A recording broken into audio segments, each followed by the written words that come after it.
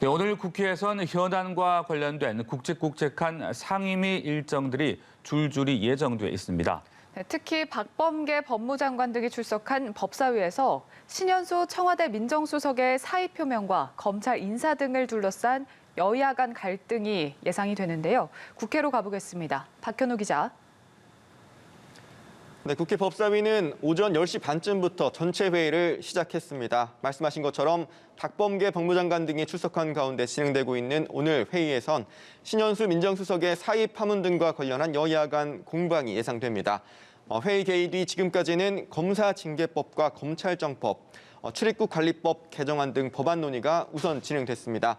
이 과정에서 국민의힘 김도읍 의원 등은 의사진행 발언을 통해 지난 회의 때 고열 증세를 이유로 불출석했던 이용구 법무차관에게 회의 불출석 경위를 물었고, 이 차관은 고열 등 증세가 있어 방역 수칙상 국회에 올 수 없는 상황이 돼 불가피하게 불출석했다면서 사과했습니다. 야권은 이 차관의 택시기사 폭행 의혹 등과 관련한 공세도 쏟아낼 것으로 예상되는 상황입니다. 환노위에서는 오전 10시부터 산업재해 관련 청문회가 진행 중입니다.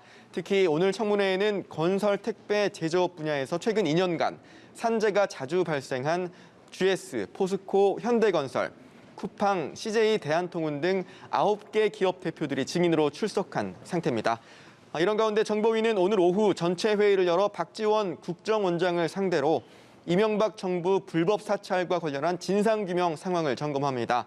앞서 박 원장은 MB정부 국정원의 정치 민간인 사찰 의혹과 관련해 직무 범위를 벗어났기 때문에 불법 사찰이라면서도 기밀 유출과 개인정보보호법 위반 등 우려가 있어 자료 공개에는 난색을 표했었는데요.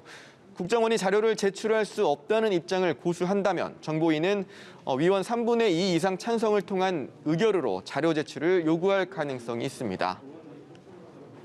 네, 40일 앞으로 다가온 재보궐선거 관련 내용도 알아보죠. 여야 모두 이번 주 토론 일정 등이 팍팍하던데요. 오늘 움직임은 어떻습니까? 네, 민주당 쪽 움직임부터 살펴보겠습니다. 박영선, 우상호 예비후보는 오늘 오전 라디오 토론회에서 맞붙었습니다. 특히 부동산 정책을 둘러싼 공방이 치열했는데요. 박 후보는 공공주택 30만 호 마련과 직장과 주거 공간이 근접한 21분 서울 공약을 추진하겠다면서 민간주도 재개발과 재건축도 존중하겠다고 밝혔습니다. 이에 우 후보는 박 후보의 공약이 강남권 집값을 올린다는 분석이 있고 경부선 지하화가 현 정권의 부동산 정책과 충돌한다면서 날을 세우는 등 갑론을박을 벌였습니다.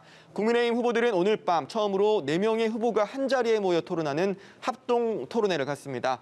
국민의힘 서울 토론회는 그동안은 당 유튜브 채널을 통해서만 중계가 됐었는데 오늘은 방송사를 통해 처음으로 실시간 중계가 되는 만큼 어느 정도 관심이 쏠릴지도 주목되는 상황입니다. 오늘 방송을 시작으로 특히 내일 나경원, 오세훈 후보의 맞수 토론과 금요일 합동 토론 등이 줄줄이 예정돼 있어 야권 경선 분위기는 이번 주 최고조로 달아오를 전망입니다.